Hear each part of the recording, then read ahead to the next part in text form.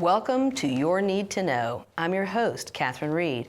Joining me tonight, we have Betty Ann Wilkins and Susan Lampazzi from the Naomi Project, which is based here in Fairfax. Welcome to the show, ladies.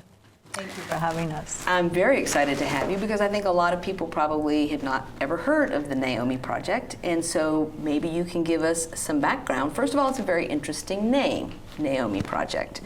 And you work supporting, through mentorship, women who are newly parenting or who are pregnant and expect to be newly parenting. So who would like to start with the name and a little bit of the history? I'd like to share the history. Naomi is a woman from the Bible, and she was helping her daughter-in-law. So that's the idea of the mentor. We are not a religious organization, but I think our founder, Peggy Ferguson, latched onto that name. As she was approaching retirement, a mother of 5, grandmother to many. I've lost track of how many wonderful grandchildren she has. But she worked as a nurse and a hospital chaplain. And as she retired, she really wanted to give back. So she focused in on one-on-one mentoring. She knew from her work as a nurse that that connection really made a difference in both the client's life and the baby's life. So Peggy, first I think I want to say she was awarded the Volunteer Fairfax Lifetime Achievement Award last year. So for the last 20 years, this was her baby. And then in 2014, she formed the partnership of Naomi Project and Bright Paths. Right, and as a board member of Bright Paths, full disclosure and disclaimer to everybody who might be watching, that's what brought us together, is that as a board member of Bright Paths, we were delighted when we had the opportunity to continue to have this program go beyond Peggy Ferguson, because it started out and is an all-volunteer organization. Definitely. Peggy used to go on the visits. When I started about 20 years ago, although I'm so young. But, yeah, you were a teenager at the time. Yes, just a teenager, but I was a new mom, and that was kind of the hook into the program. It's a very flexible program for volunteers, and Peggy was one who accompanied on the visits. As the word got out through the health department, and we could talk a little bit about our structure too, but it's a much bigger organization now. But she definitely fostered the mentoring to these moms who need just a little bit of support. So Betty Ann, where do your referrals come from? You don't actually go out looking for these folks. We don't. We get referrals from the health departments, all of the health departments in Northern Virginia, and from public schools, from social workers, both from public schools and other referring agencies, and occasionally from physicians' offices. But they'll be coming from people who've seen them and who have told them about us and referred them to us. So we can make that call, and they will be somewhat familiar with our story. So of the referrals that you get, so a physician or social worker has determined that somebody would benefit from that one-on-one mentoring, and there's kind of a warm introduction to the program and to you. How many of the people that get referred are actually people you end up working with? We probably match about 75% of those who are referred. Sometimes that client has moved on and isn't really ready to be matched, or they really can't be contacted. Things in the community change a lot, and so sometimes contacts come and go when it's not possible. And I know that some of your clients are high school students. They are actually now more than they have been. Our current matches are almost, well, I think they're 3/4 teenagers from high schools, yes. And I think any of us could understand why mentoring would be an important support to have when you are struggling with many, many things, including being a teenager and an expectant mother. Yes. I think our mentors really just walk the path with the client so that they do know what to expect. If we get the client, the teenager, and we have through the social worker, the mentor sometimes accompanies the client to doctor's visits, and I think that helps lowers anxiety. Also, once the baby comes, there's another spike in anxiety, and I think the mentor being that touchstone that the client can call, or if they have a question, it really is a nice use of both people, both the client and the mentor, focusing on the baby. Yeah, I mean, I had 3 of them, and you don't know what you don't know, and you can read all the books in the world, you can have people tell you about it, but it is nothing like doing it. So how long after the baby's born does that support continue? It can go 2 or 3 years. Really? Sometimes it lasts a few months, and sometimes much, much longer. And is the client the one who kind of sends a signal as to? I think the two know pretty much that the formal part of the match is coming to an end, and really what will happen is they'll be friends after that, but the formal part. Our program is rather formal in its structure, so that the mentors have been trained in a formal training session. They have area coordinators, kind of super mentors, who help them directly. They have us. There are 4 co-directors who kind of oversee the big picture and watch everyone through emails and online. Well, it's obviously a finely honed operation because it's done by volunteers. Up until the Naomi Project came to Bright Paths, it was all volunteers. So people are giving of their time and commitment, and you're juggling a lot of pairings. So everybody kind of has to make sure they do their thing. Yes. And that's kind of amazing to me, to be all volunteer. It is. And to fill in the various aspects. So there's somebody who does Facebook for us, somebody who does educational materials. We're very grateful for all the volunteers who help. And they're all different. Our volunteers are mid-20s to mid-70s. And come from all walks of life. So let's talk about how you look for your volunteers. I know I posted something in my building because I have a lot of retired people in my building, and I'm glad you mentioned that this is a wonderful thing for retired people. You know, there's a lot of people whose grandchildren live far, far away. And this is a nice opportunity for people who have the time and the experience and the nurturing disposition to walk the path with someone. So how do you find your volunteers? I think we find them from everywhere. We've gotten some good feedback even from Starbucks bulletin board. Really? I remember that was. What's really neat about Naomi Project for the volunteer is that it's a very flexible schedule. Because the volunteer's just working with the client, she can set up her schedule that way. So as a new mom, when I was a volunteer, as a mentor with the new mom mentoring, it was great for my busy schedule. And then I think many women find, as their life is in different stages, we're all very busy. So the mentoring adjusts itself to the flexibility of both the client and the volunteer. So let's talk about English as a second language, because some of our clients, it's a very multicultural, multinational area of Virginia. Northern Virginia, we probably have 140, I think Marshall High School has 142 different languages spoken there. So clearly, how do you work in trying to match people who have a common language? Well, we work very hard to get Spanish-speaking mentors because they're really needed. And I would say we've had we've had some Arabic-speaking volunteers, different countries in Africa. We've had just most recently some French-speaking volunteers who were able to speak with some of the African immigrants. Language is a big barrier, so the most that we can do to help with that language connection is really important.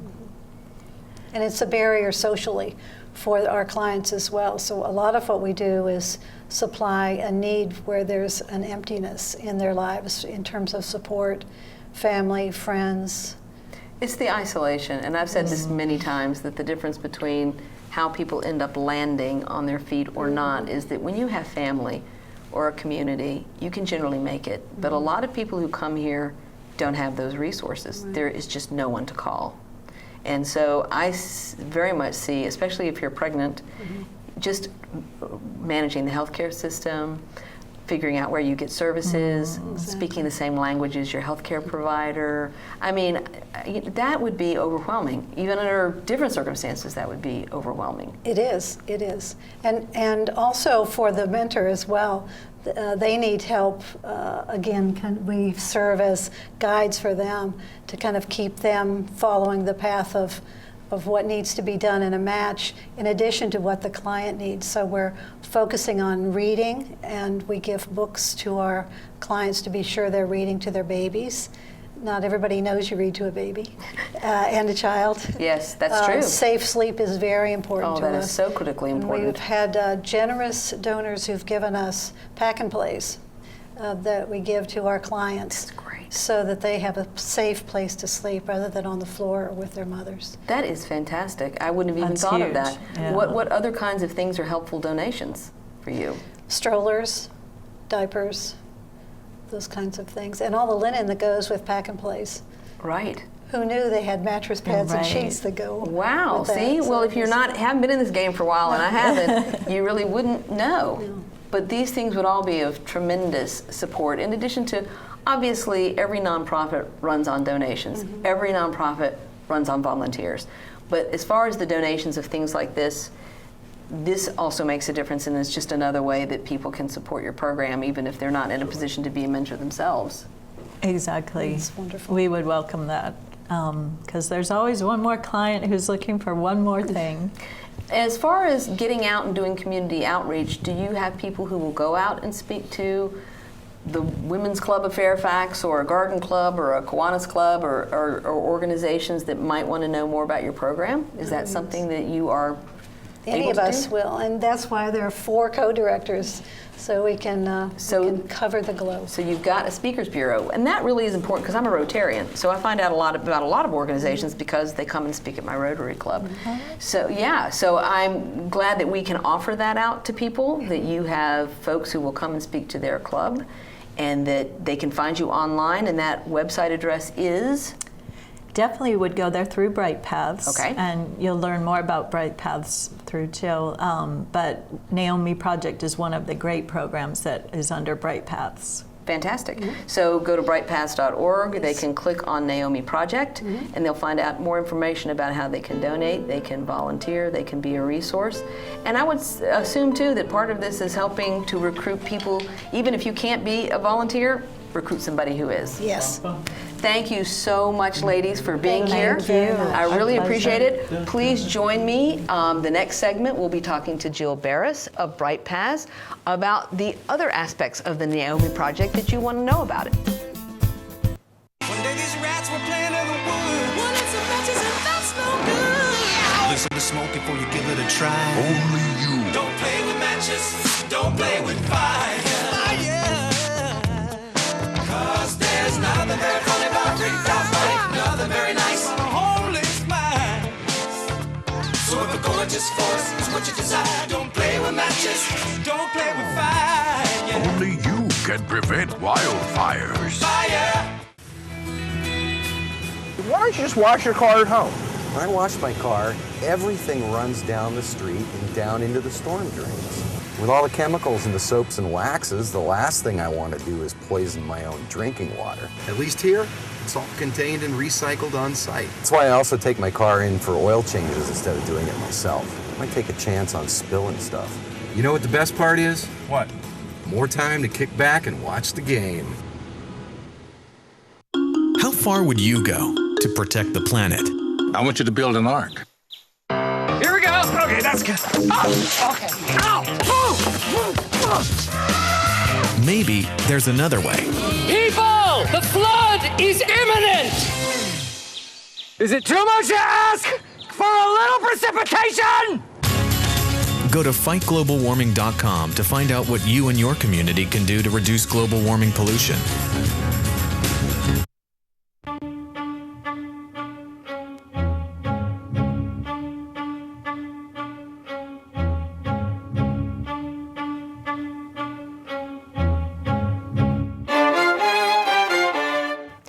Welcome to Your Need to Know. I'm your host, Catherine Reed.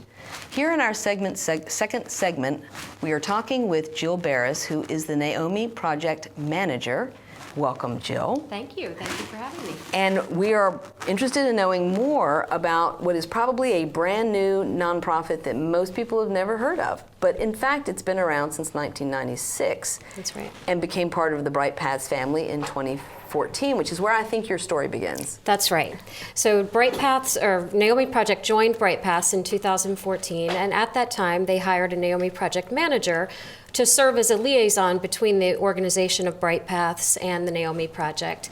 And we found that the missions of both organizations fit very well together. We both are committed to building self-sufficiency and setting people on a path to stability and self-sufficiency. So at that time, I was hired as the Naomi Project manager, and I serve as a liaison between both organizations. I also manage all aspect of volunteer management. As you heard in our previous segment, we have over 50 volunteers, so I work with them. I also work with client management and also community outreach. And so part of the things that I think that was kind of new to the Naomi Project when they joined a larger organization is the fact that we try and track activity and outcomes and things, because those kinds of metrics are of interest, particularly to funders, to find out not only that we're doing these things and how much of these things we're doing, but what is the impact? So how has that been, as far as I'm assuming that is part of the umbrella of your duties, is to try to collect that information and put it into some sort of format that people can understand? Exactly. So the limited funding that we do have, it comes from the County of Fairfax, and we're required to report quarterly on the number of babies in the program who are up to date with their baby doctor visits and immunizations. And so we require our mentors to report monthly on their clients' babies and if they have received those, and I report on those quarterly. Also, we're looking to make sure that mentors are really providing specific information about how they're helping their clients access things like social services and increase their community connections. And we're not required to report on those yet, but as we grow, we hope to find other metrics that we can actually report out on. Now, I think, constant feedback is the pathway to incrementally getting better at what you do. And I know that follow-up is sometimes hard, because sometimes these people stay in the program for a while and sometimes they don't, and then it's very hard to find them afterwards. So, do you find that you have gaps where it's just impossible to get the information? Yeah, we haven't done a lot of longitudinal studies. We do have, a baseline of information when our referrals come in, so we know where a person is and generally what they don't have access to and what their challenges are and what their needs are. And then we can measure those and we can keep track of those during the life of the match. After the match ends, we don't really have a way to follow up with them, to see how things have gone. But as was mentioned earlier, matches can last up to 3 years. So we really are, making sure that babies are getting immunized every, at every increment along the way, and that the mom is connecting with social services and other needs and other resources in the community to promote that healthy lifestyle for her and her baby and her family. And I'm assuming too, because everybody parents differently, that with people coming from different cultures, things like this safe sleeping methods might be new or different for people who come from a tradition where that's not how they did it. So, how do the mentors kind of help new moms? And some of them may not be new moms. This may not be their first baby either. But to help them understand how American medical science has determined are the vaccinations even are the best things for their kids. Vaccinations are important, and another one that's important are car seats. Car seats, that's a big one that culturally is just not as important as it is here. And our mentors are trained. We train mentors twice a year at an all-day training, and we provide them with specific information about baby safety with things like safe sleep and car seats and things of that nature. But we also teach them to be extremely culturally sensitive, so that if they are working with someone who's not not familiar with that, we want them to, it's more important for us to have them forge that trusting relationship and build that trusting relationship, so that the person is then open to, maybe things that they're not culturally, inclined to do. So that's a big part of our training is the cultural sensitivity. So things like, and I know that this even among American moms is always a debate, and that is whether you breastfeed or you don't breastfeed. Right. And I mean, breastfeeding moms need kind of a different sort of support. Right. And so is that something too that your mentors try to help new moms with? Absolutely. We strongly encourage breastfeeding, and we provide our mentors with resources to help clients if they are having a problem with that. We don't require it. It's not a metric that we Right. keep track of, but we certainly do encourage breastfeeding. So in getting things, resources like the diapers that were mentioned or strollers or pack and plays, things like pack and plays I never even would have thought of. Right. I mean, is that something that's done through the mentor and you coordinate those things? Right, so I coordinate that. So the mentors can reach out to me if they, if their client has a situation where the baby's not in a safe sleeping situation, they reach out to me and I can work with them to provide them with a pack and play. We give all of our mentors books when their clients' babies are born, and work with them a little bit to talk to them about developing early literacy, and that really helps with the family bonding as well. So we provide them with 3 books, and we have books in English and Spanish, and age-appropriate books, and we work with the mentors a little bit to tell them how to work with their clients to make sure that their clients read to their babies. And certainly if they need diapers, a lot of times clients will hit a hardship, hit a rough spot along the way. And that's also been another strength of Naomi Project joining Bright Paths, because Bright Paths has so many resources and programs within it that our Naomi Project clients can now access. Things like the food program. Right, and I was going to ask you about that because, when Naomi Project first came in as kind of this discrete program, and Bright Paths does have emergency financial assistance and food assistance and all kinds of things, and there wasn't necessarily a meshing of those things early on. Right. And so that's beginning to happen now. We certainly talk to our mentors about these resources and about Bright Paths, and they're becoming more familiar with what Bright Paths have to offer. We have about 2 Naomi Project clients now on the food program, which is a short-term emergency food assistance program. So that has been extremely beneficial. And there are other, resources and programs that other of our clients hopefully will take advantage of. We have, for our mentors, we host quarterly mentor roundtables. Oh, great. And at those, they come to the Bright Paths office, and usually we have someone from Bright Paths there to talk about what's going on with the programs and services that Bright Paths has.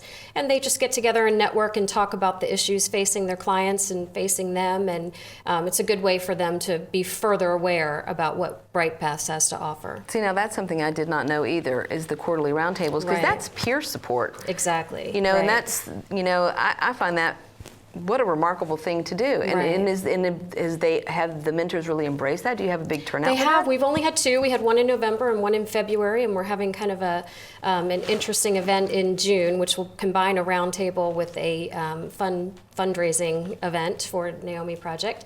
But they have really embraced it. They enjoy the opportunity to come together, share their experiences with their clients, and they also learn from one another.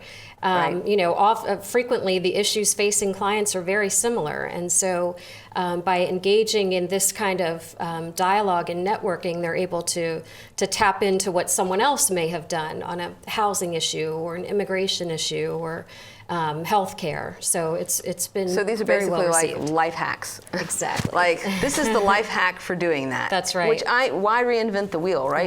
Right. I like this idea of this informal best practices, because I think that is really where the best ideas come from. Right. Is somebody who's figured out a practical solution that works. Right. It's a hack, and other people just like, I never would have thought of that. Right. So the fundraiser that's on in June. So this will be the first ever, and the Naomi Project is hosting a fundraiser at One More Page Books in Arlington, and it's going to be a wine and chocolate tasting. Ooh. And the goal is to celebrate our existing Naomi Project volunteers and supporters, and also introduce it to the community, and allow people to ask questions about it, find out if it might be a good fit for them to mentor or support in some way, and just really an opportunity to raise awareness about Naomi Project in the community. And it'll certainly be a fun way to do that. No kidding. I want to go to that. What's the date again on that? So it's June 1st. It's a Thursday night. June 1st, June okay. 1st at One More Page Books in Arlington. It'll be from 6:30 to 8, and we'll have wine and chocolate, and it's a great independent bookstore. So just an opportunity to bring people together to browse and mingle and learn and hopefully be interested in supporting. So people who are interested in being a mentor, a donor, who have things to donate, should go to brightpaths.org, and it's BRITE, right? paths.org. Click on the Naomi Project. Right, it's under programs at the top Okay. of the webpage. You'll see programs and then Naomi Project, and they can learn anything they want to about Naomi Project there. It's where our mentors go for the resources that they need when they're actually mentoring, and also find out information about the trainings, the upcoming trainings, and anything else they need to know. And right now you're doing those twice a year, the trainings. Right now we're doing them twice a year. We just finished one in March, I'm sorry. We've just finished one in March. So the next one will probably be sometime in September. Right. So if people are interested, they can, and of course they can reach out to you by email, Absolutely. jberes, JBERES, at brightpaths.org, to say that they're interested and just basically get on your radar so you can send them the information for the next training. Right. And we also post on volunteer sites like Volunteer Match, Volunteer Fairfax. So we have posts on there when the trainings are coming up, and that's how we get a lot of our mentors. We do put flyers up in libraries and Right. Starbucks I and put things one like up that. in my building. I think there was some interest there. But I think the important thing too is even for people who don't think that they can be a mentor, looking for someone like newly retired people, or in Susan's case, she was a new mom herself. Right. People who speak another language. Obviously, it's very helpful if you speak another language. And if you basically have a desire to give back in a very personal, one-on-one relationship with someone. And I think that's the key to the Naomi Project. It serves a population in need, but in a way that's often very different from the way they're being served by other organizations, like other social service organizations or health departments, because the focus really is on the relationship between the mentor and the client. Well, thank you so much, Jill. I appreciate you coming out to talk to us. If you want to find out more about the Naomi Project, if you are interested in being a mentor or helping recruit mentors, please go to brightpaths.org. And this is more of what you need to know.